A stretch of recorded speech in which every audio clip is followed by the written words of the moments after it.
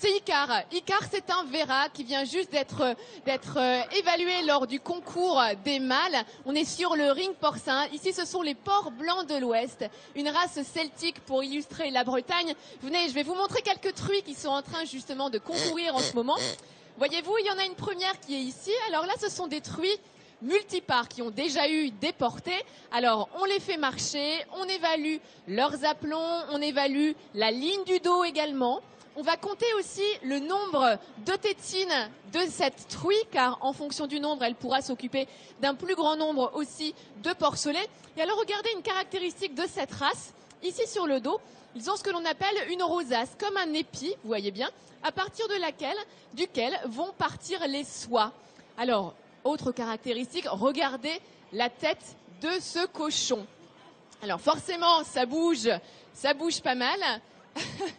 C'est une truie qui a, vous voyez, des oreilles en fait qui reviennent, qui sont inclinées et qui reviennent, qui lui cachent un petit peu les yeux. Là, vous pouvez être témoin du comportement fouisseur du cochon. Caractéristique, hein, quand même. Oh là là, là, elle se fait plaisir. Je peux vous garantir qu'elle se dégourdit.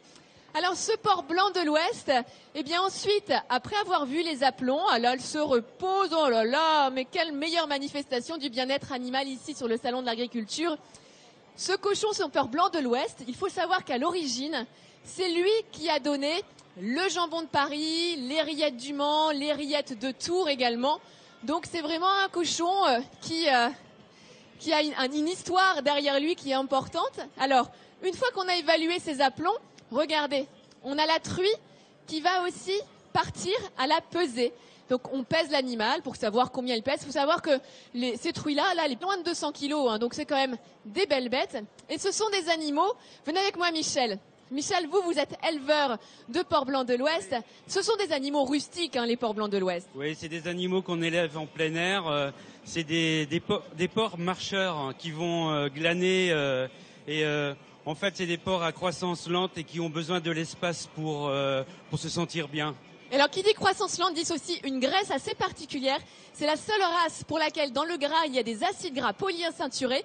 Et je vous dis que la filière, ce sont les éleveurs, mais aussi les restaurateurs et les consommateurs. On cherche vraiment une filière courte. Et c'est ça qu'on met en avant avec le porc blanc de l'Ouest. À tout à l'heure, les amis. À tout à l'heure, Hélène Gâteau, notre vétérinaire, son festival.